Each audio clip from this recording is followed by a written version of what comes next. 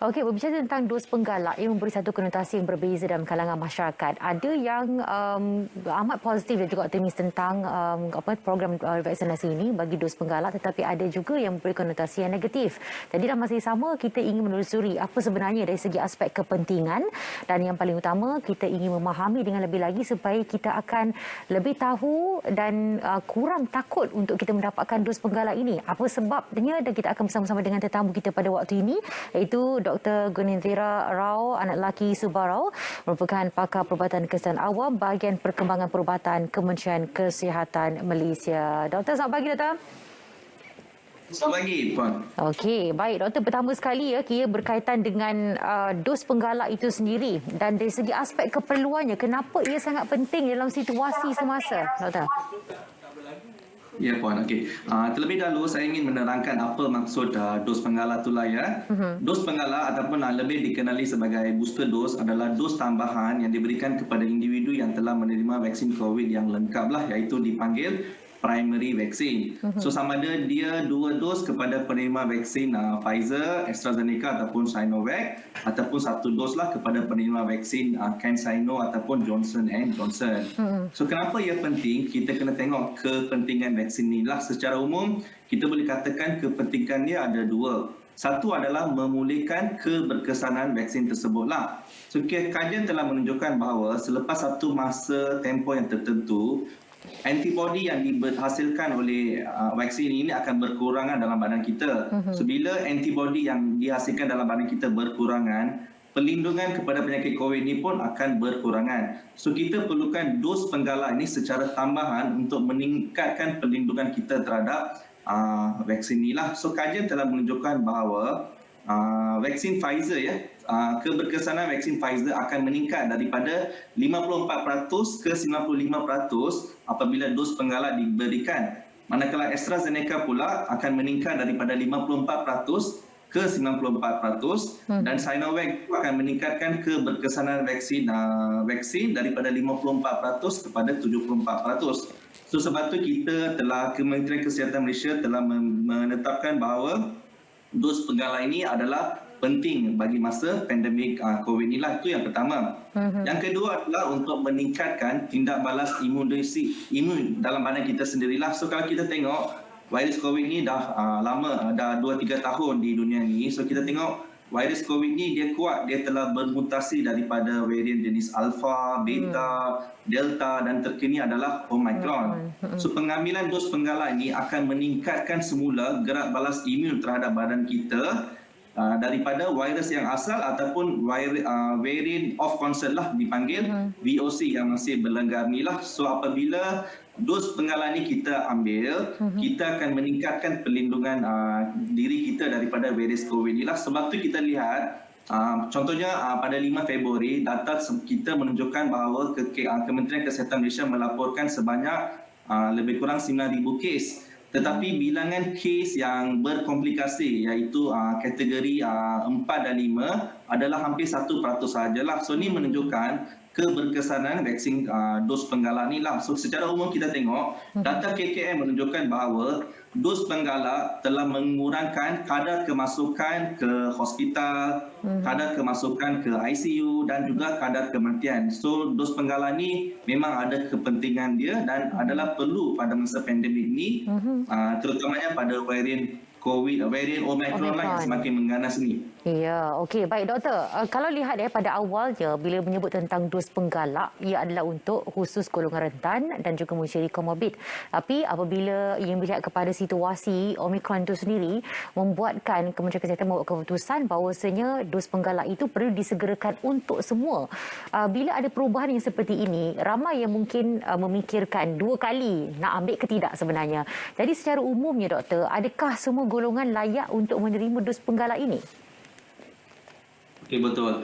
Apa-apa sini kita perlu ingat bahawa apa-apa keputusan yang dibuat oleh Kementerian Kesihatan Malaysia adalah berdasarkan kajian yang telah dibuat terlebih dahulu dan berdasarkan fakta-fakta saintifik. So keputusan ini adalah dibuat bersama melalui pihak berkuasa kawalan dadah lah di bawah naungan Kementerian Kesihatan Malaysia, di mana buat masa ini mereka telah menetapkan bahawa golongan yang digalakkan untuk mengambil dos vaksin penggalah ini adalah golongan yang berumur 18 tahun ke atas dan seperti yang dinyatakan oleh Puan lah, kumpulan rentan dan berisiko tinggi. Kenapa mereka ni diberi keutamaan adalah walaupun mereka telah mendapatkan vaksinasi lengkap, mereka ni boleh mendapat dipanggil breakthrough infection lah. Kenapa breakthrough infection adalah mereka ni adalah frontliner, selalu akan berhadapan dengan individu-individu yang berisiko mendapat COVID. Ya. So golongan ni kita akan beri keutamaan. Selain daripada itu, daripada petugas barisan hadapan, penghuni-penghuni dan petugas di pusat-pusat institusi ataupun pusat warga MERS misalnya juga berisiko. Individu-individu dengan komorbiditi seperti pesakit kencing manis, darah tinggi, pesakit hemodialisis juga perlu mendapatkan dos penggalak. Dan juga kajian telah menunjukkan bahawa ibu mengandung. So bila kata ibu mengandung, kita risaukan. So kajian telah menunjukkan ibu mengandung pula juga boleh mengambil dos penggalan inilah. Ia adalah selamat dan juga berkesan untuk mereka untuk mengurangkan komplikasi. Dan seterusnya adalah individu yang selalu kerap ke luar negara atas urusan persendirian ataupun urusan kerja. Bila keluar ke luar negara tu memang ada risiko jangkitan lah, terutamanya variant of concern VOC. So golongan-golongan ini adalah digalakkan untuk mendapatkan dos penggalak lah. So sekarang ni di kebanyakan tempat bilangan temujanji yang diberikan pun telah ditingkatkan. So ada banyak PPV mega bersaiz besar yang telah dibuka. So kita kena ambil peluang ini untuk mendapatkan dos penggalak secepat yang mungkin sebelum varian Omicron ini semakin berleluasalah di Malaysia khususnya. Okey, baik, satu lagi ialah persoalan dalam kalangan masyarakat. Bila mereka mendapat janji temu, mereka tengok okey, dah nampak dah kelihatan terzahir apa jenis vaksin dos penggalak yang akan mereka terima. Dan ada juga macam kalau AZ begini dan kalau AZ Pfizer begini dan begitu juga yang lain-lainnya. Dan apabila kita bercakap tentang dari segi perbezaan dan kenapa dos penggalak itu tidak semestinya sama dengan dos primer? Ini mungkin satu persoalan yang mungkin boleh dijawab juga, Doktor. Okey, betul. Okey. Ada beberapa individu, contohnya dia ambil vaksin Pfizer. So dos penggalak dia pun dia ambil Pfizer juga. So bila vaksin yang sama dia dipanggil homologous vaccination lah. Yeah. Tetapi sekiranya kalau penerima pada awalnya adalah Pfizer, tetapi booster dose ni dia ambil adalah contohnya AZ ataupun Sinovac, dia dipanggil heterologous. Heterologous lah. So kajian pada masa kini telah menunjukkan tiada perbezaan lah sama ada individu tersebut ambil vaksin yang sama homologous ataupun vaksin yang berbeza heterologous, keberkesanan dia masih sama juga dan juga pada masa yang sama kesan sampingan dia juga pun kurang jugalah. So tak perlu risau sama ada individu tersebut mendapat vaksin yang sama ke ataupun berbeza. So nasihat saya adalah mana-mana vaksin yang individu diberikan, lagi cepat dapat mengambil vaksin tersebut lagi baiklah. Tetapi kita juga faham ada beberapa individu disebabkan keperluan melawat beberapa negara, diorang ada request beberapa jenis vaksin. So kalau itu adalah situasinya, boleh maklumkan dekat petugas di PPV tersebut dan saya rasa PPV tersebut akan membantu mendapatkan vaksinasi tersebutlah. Tetapi vaksin yang sama ke ataupun berbeza ke, kesan dia, keberkesanan dia sama saja, tiada perbezaan. Okey, ramai bila dapat janji temu dia akan tangguhkan disebabkan situasi semasa yang berlaku sekarang ini seolah-olah memberikan satu indikasi bahawasanya kesan sampingannya lebih teruk berbanding sebelumnya. Jadi boleh kita kongsikan juga berkaitan dengan kesan sampingan penerimaan dos penggalak ini, Doktor, saya umumnya. Ya, betul. So betul, bila dah terima vaksin tu, benda utama yang fikir dalam pemikiran mereka adalah kesan sampingan lah. So kesan sampingan ni ada individu yang tiada ataupun hampir tiada sebarang kesan sampingan. So ada juga golongan yang mempunyai kesan sampingan lah. Kesan sampingan ni adalah ringan lah. So contoh kesan sampingan yang beberapa individu yang boleh dapat adalah sakit kepala, ataupun demam, ataupun sakit-sakit otot dekat tempat suntikan, ataupun rasa keletihan lah. Tetapi kesan-kesan sampingan ini adalah sangat ringan dan selalunya akan sembuh dengan sendirilah. It will be self-resolve kita katakan. Ataupun kalau kita rasa memang tak larat sangat, kita boleh ambil Panadol ataupun paracetamol saja dekat rumah, kita boleh berehat. Itu yang pertama. Kedua, ada juga beberapa golongan yang of course lah kita tak nak ada kesan sampingan yang teruk, tetapi ada segelintir individu yang mendapat kesan sampingan yang sangat teruk seperti perikarditis ataupun severe allergic lah, dia allergic seluruh badan. So individu-individu tersebut, apa yang kami nasihatkan adalah jangan tunggu, segera pergi dapatkan rawatan di klinik kesihatan ataupun hospital yang berhampiran. Dan pada masa yang sama juga, kita kena melaporkan sebarang kesan sampingan ni dalam menggunakan aplikasi MySejahtera, sebab KKM memang tengah mengkaji semua kesan-kesan sampingan ni lah, dia dipanggil AEFI, Adverse Effect Following Immunization. So kita kumpulkan semua data-data inilah. So dalam masa ini saya ingin melaporkanlah laporan daripada KKM yang dilaporkan oleh Ketua Pengarah Kesihatan Tan Sri DG pada 20 Januari 2022. So sebanyak 24,411 laporan AEFI telah dilaporkanlah di kalangan penerima vaksin. So daripada vaksin tersebut, cuma 0.1 bagi setiap 1,000 dos vaksin, dos penggalak telah dilaporkanlah. So kalau kita kira persentage ni sangat-sangat rendah lah. So benda ni bukan benda yang kita perlu risaukan. Itu yang pertama. Yang kedua ni, lain satu adalah bila kita kata ada kesan sampingan, actually benda ni bagus sebab ni menunjukkan bahawa badan kita bertindak balas terhadap vaksin itu untuk menghasilkan imuniti. So bila menghasilkan imuniti, kita akan ada kesan sampingan yang sedikit lah.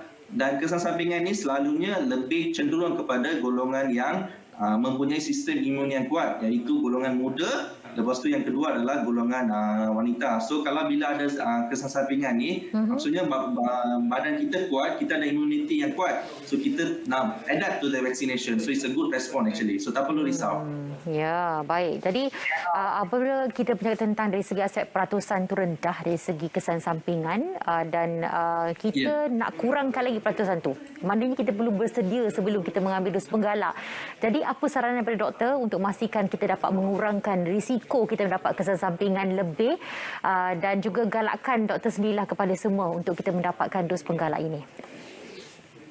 Okay. Pendek kata, saya nak kata sebelum mendapatkan booster dose ni kita kena be healthy lah. So apa maksud healthy lah? So definisi healthy according to the WHO adalah kata state of well-being, physically healthy, physically and also mentally lah. So maksudnya individu itu pertama kena sihat lah. So macam mana nak pastikan individu tersebut sihat? So pertama, bila dah dapat tarikh temu janji, tak perlu stres apa-apa, tak perlu risau. Kita kena pastikan kita mendapatkan rehat yang secukupnya, mendapatkan tidur yang secukupnya dan seterusnya. Sekiranya temu janji kita pada waktu pagi, kita pastikan dapatkan mengambil sarapan pagi di rumah, ataupun kalau temu janji pada waktu petang, kita dapatkan makanan tengah hari sebelum ke pusat vaksinasi tersebutlah. Itu dari segi physically lah. Dari segi mental pula, kita kena pastikan sekiranya contoh kita pesakit darah tinggi, kita kena pastikan bahawa kita mengambil ubat mengikut jadual yang telah ditetapkan oleh doktor, sebab ada banyak beberapa kes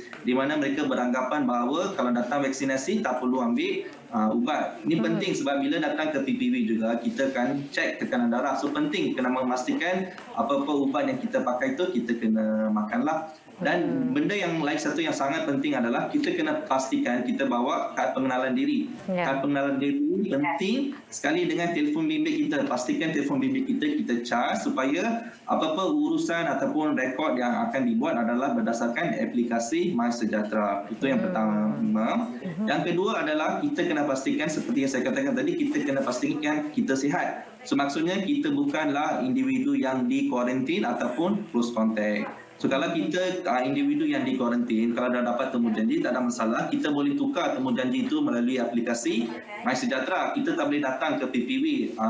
Otherwise nanti kita datang ke PPV nanti kita ada pelanggaran Akta 342 KKM lah. So nanti akan ada isu dia yang lain lah. So secara pendek kata, apa yang kita boleh katakan adalah sama juga. Elakkan 3S lah, iaitu PPV itu memang kita akui ada banyak orang, tetapi kita pastikan kita tak pergi ke tempat yang sesak. Kadang-kadang dan juga kadang-kadang kita datang ada kawan kawasan perumahan ataupun kita jumpa kawan-kawan lama kan. So kita kena pastikan juga kita tak sembang dengan dekat. Itu adalah elakkan 3S. Pada yang sama kita kena amalkan 3W. Apa itu 3W? 3W, satu, wash lah. So kita kena pastikan kita bawa bersama hand sanitizer dengan kita, kita sanitize tangan kita.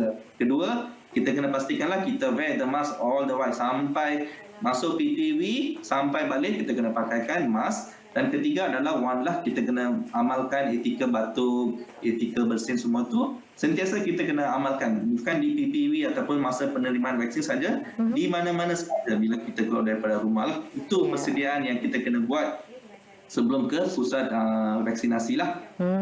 Okey, baik. Jadi kita ucapkan terima kasih kepada doktor bersama kita pada waktu ini. Diharapkan dengan saranan yang telah pun diberikan oleh pakar perubatan kesihatan awam bahagian perkembangan perubatan Kementerian Kesihatan Malaysia, kita tidak lagi takut untuk mendapatkan dos penggalak sebab kita dah dapat ilmu yang tepat berkaitan dengan dos penggalak ini. Terima kasih pada doktor.